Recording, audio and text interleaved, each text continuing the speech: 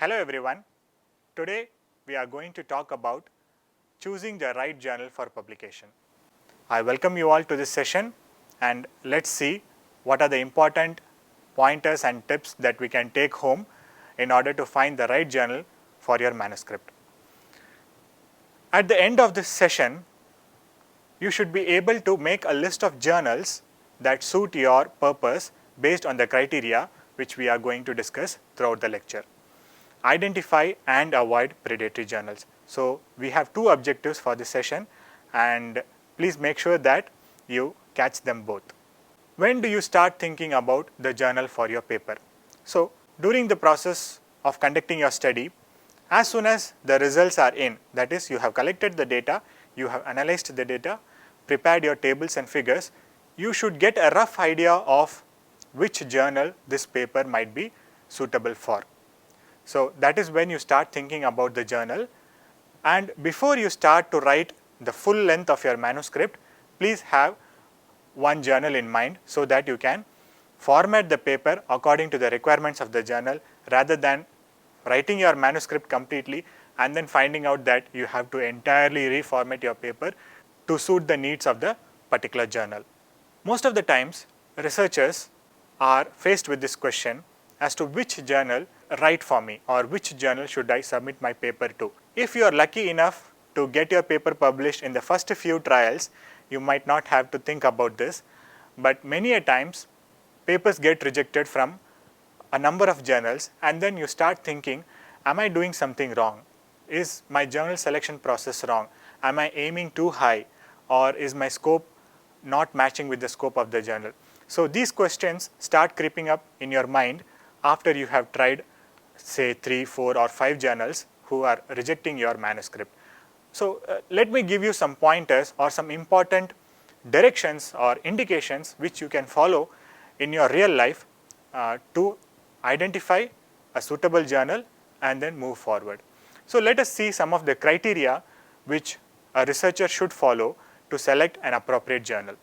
I have placed them under broad categories, namely scope of the journal and manuscript, impact factor of the journal, indexing, article processing charges, and other criteria.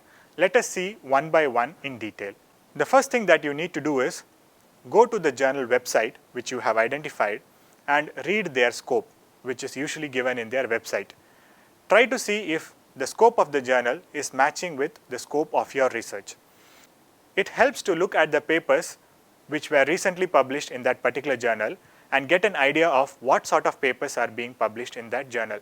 And if you think or feel that your paper is something similar to those papers, then that journal might be fitting your scope. Select a journal that closely matches your paper. So keep your paper on one hand and look at the scope of the journal on the other and try to see if both of them are going together. It is sort of a matchmaking process, if you will. The next criteria that we are worried is about indexing. So journals are indexed in certain indexing services. You might have come across PubMed, Scopus, Embase. So these are called indexing services and they index particular journals. This is a mark of quality for a particular journal or reputation, and therefore we place high weightage on this particular aspect. If you are a medical college faculty or if you are a postgraduate in a medical college, you might want to check that the journal in which you are submitting is indexed in at least one of the given indexing services, that is DOAJ, PubMed, Science Citation Index, Embase or Scopus. The National Medical Commission regularly puts out criteria or guidelines for promotion for faculty members, and you can see on the slide I have mentioned the latest guideline which is subject to change in future. So as of now, the recent guideline was published in February 2020 and it states that the journal in which the article is submitted by the faculty member should be indexed in any one of these indexing services. So make sure that your journal is indexed. Next, coming to impact factor. I'm sure you must have heard about this term quite a lot during your research career. So impact factor is an indicator of the quality or the reputation or the impact the journal makes in a particular field. it is nothing but the number of average citations received by each article over a period of previous 2 years in that particular journal. So it is an international indicator of journal quality, and every year the impact factor is calculated for a particular journal. Higher the impact factor, the more quality you would expect from that particular journal, and vice versa. But nowadays there is a trend to move away from impact factor and look at other things, look at other qualities or other criteria for a good journal. But nonetheless, we have to keep in mind the impact factor of the journal in which we are publishing in. Certainly, we would look forward to publishing our articles in a journal with a good impact factor, right? Next, coming to article processing charges. As researchers, we are always looking for ways to cut cost or to do things and conduct our studies with minimal cost implications. So article processing charges while selecting a journal and during the submission process has an important implication on whether we choose a particular journal or not. A word of advice for the future is that when you are planning for studies and we are making the budget for your study, please try to factor in the article publication charges so that you don't have to worry about it when it comes to that. There are different models of article processing charges when it comes to journals. Of course, we would like no charges, that is, the journal does not charge the researcher anything for publishing the article. Then there is a model where charges are applicable only if your manuscript exceeds a certain length or if you want color figures to be printed in the print journal. The next model is where charges are applicable only when your manuscript exceeds a certain word limit or page limit and if you want color figures to be printed in the print journal. Then there is open access fee. If the author chooses to make his or her article available freely downloadable to everyone, then he pays that cost to the journal and that article becomes open access so that anyone can freely access and download it. If your study is funded by a funding agency, the funding agency might require you to publish it as open access and that cost will be included in the budget. So make sure if that particular clause is applicable to you if you are conducting a funded project. Then there are some journals which require a submission fee. That is, even before your article goes through the editor or peer review, there is a small fee levied on the researchers just for the sake of submission. This is called submission fee, which may range from $150 to $200, $300. So make sure that you do not want to get into such a system where you pay money and then they might reject your article and you might feel bad. So make sure that you are not getting into such sort of a deal. Then there is a charges for all articles model where every article published in the journal is levied a article processing charge. So there are some journals where whether you choose or not, you have to pay the article processing charge. Then certain journals provide waiver for certain countries or certain types of articles or certain types of researchers. So if you are looking at the journal submission guidelines, you may come across this particular point, and if it is suitable to you, if it is applicable to you, you can exercise this option of waiver. And as I said before, if possible, try to add the article publication cost in your budget when planning for the study. These are certain other criteria which one should look at when selecting a particular journal. The target audience of the journal. The journal might be read by a particular group of scientists or researchers. So there may be a set of journals which are read only by your specialty people or by clinicians in general, or they might be read by public health professionals. So make sure the readers of that particular journal are the ones to whom you are speaking to. You need to take a different tone when you are speaking to clinicians who are readers of a particular set of journals, or you need to take a different set of tone, or you need to take a different tone when you are talking to public health professionals or policy makers when you are submitting to that particular type of journal. So make sure that your target audience is what you intend to capture. Make sure that the journal which you are selecting is published by reputed academic societies or publishers or institutions. For example, journals published by ICMR, IAP, FOXI, API, and certain well-known publishers like Wiley, Springer, JSTOR, Elsevier, Taylor and Francis. So these are some pointers or some indicators which indicate the reputability and the quality of a particular journal. It is also a good idea to go to the journal and look at prior papers published on this subject. So if you see that more papers related to your paper are being published in that particular journal, it is likely that that journal will be more willing to accept your paper because it matches with their scope. Then comes experience, either from your own personal experience or from the experience of your colleagues and peers. So you might get some idea, or you might get some choices, or you might get some suggestions from your colleagues and peer reviews that a particular journal is very good. You should try to submit there. Then an important consideration is time. So how quickly do you want your article to be published? So there is something known as peer review turnaround time and then queuing time. So peer review turnaround time is the time between the submission of the article to the journal and the time when you get the reviewer comments. So if this is exceptionally long, it might not be suitable to you. And you can get an idea of this particular time by looking at the submission date and the acceptance date, which are usually published along with the article, or this information may also be available in the journal website. So the turnaround time or the processing time is mentioned in the journal website. Then there is queuing time. Queuing time is your article has been accepted by the journal, but it is not yet appearing in the print, or it is not yet appearing in the website as a published article. So if that time is also very long, you might want to consider some other journal. This information can be easily found by reading a recent article from the journal where the date of submission, date of acceptance and date of publication will be available to you to make a guess.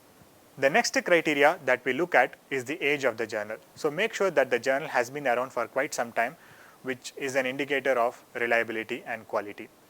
Finally, take the consensus of all the authors of your paper on a particular journal. So make sure that all the authors agree to submit that paper to this particular journal.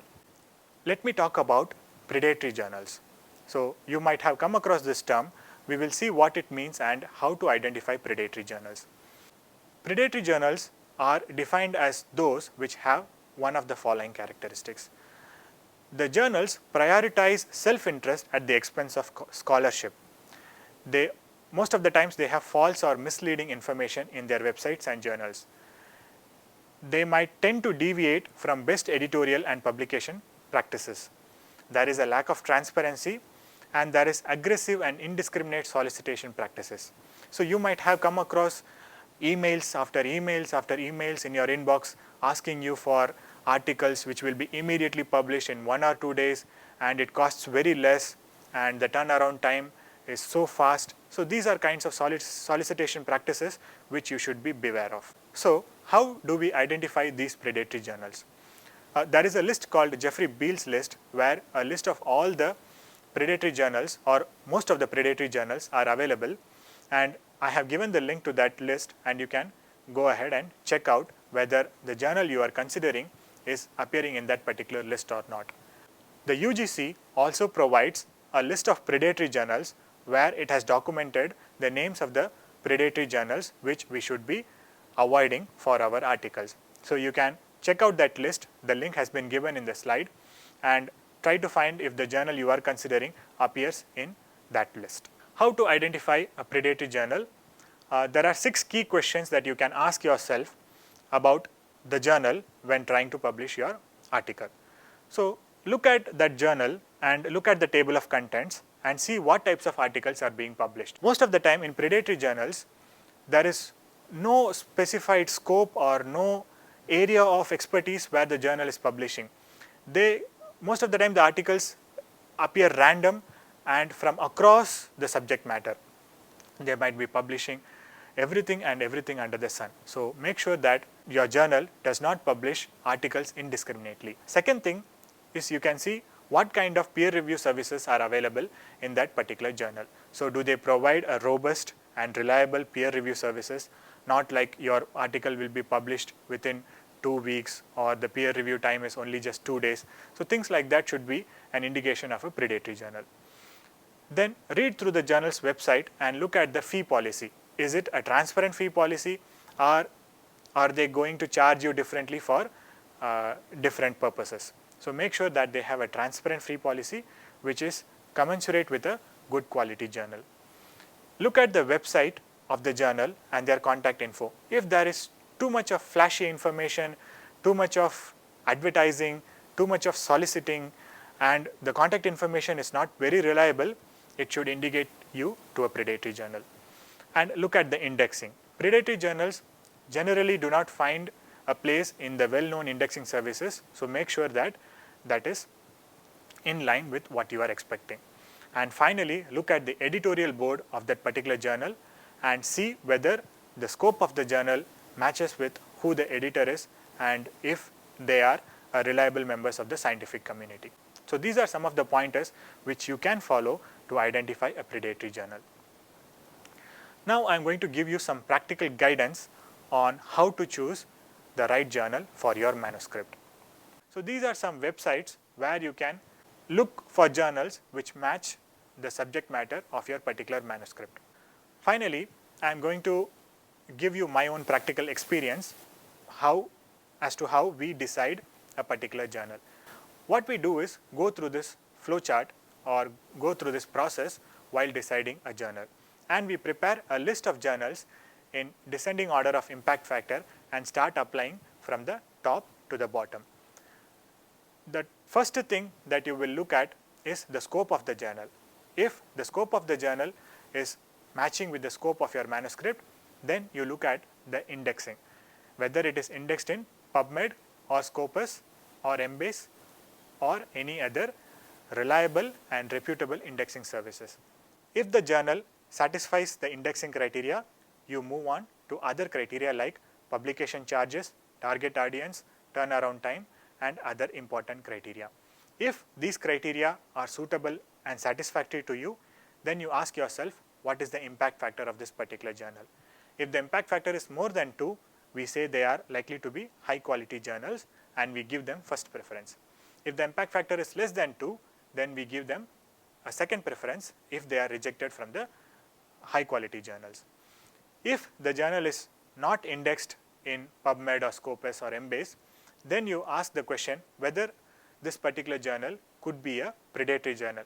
If the answer is yes, you avoid that journal at any cost.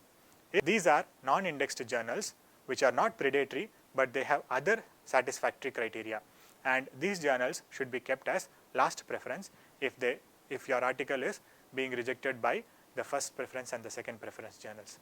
Here I have given you an example of how we proceeded for one of our manuscripts. So the title of the manuscript is Online Food Ordering Healthy, Profile of Restaurants and Nutritional Value of Food Items in an Online Food Delivery Application in India 2020. As you can see from the title, this article is about an online food ordering application and it has something to do with nutritional quality. Here we have prepared a list with the names of the journals which are most suitable for our particular manuscript along with the charges and their impact factor. So they are arranged in the descending order of impact factor, and the strategy will be to apply to the highest impact factor journal and then move subsequently down if they reject your manuscript. So this is a quite practical tool or practical guide which reduces a lot of your time in trying to look for journals. This has to be done before you start writing your manuscript or before you start submitting your manuscript to journals. What happens after submission? So as I said, many times you will come across 1, 2 or a few rejections depending upon the quality of your manuscript. So if you get rejected, it is unfortunate, but you don't have to be bogged down by that. You immediately move on to the next journal in the list, reducing downtime. You don't have to delay it from your end, so that the article submission process can move along the list. Dealing with comments. So if your article has crossed the peer review process and if the peer reviewers think that your article can be improved with certain modifications here and there, they will send you the comments and you have to reply back addressing those comments. Reducing downtime. So when you are submitting your article from one journal to another, there is a short period of time or a long period of time depending upon your situation where you feel that probably this article is not worth publishing, or you get dejected, or you get busy with some other work. So in order to reduce the downtime, you always keep a list handy and you move to the next option immediately. Some journals will offer internal transfer. That is, a publisher has several journals in their portfolio, and if one of the journals under that publisher is not able to accept your article, they will provide an internal transfer service which transfers your manuscript from one journal to the next journal. The advantage here is that you don't have to reformat your references, reformat your font size, text, etc.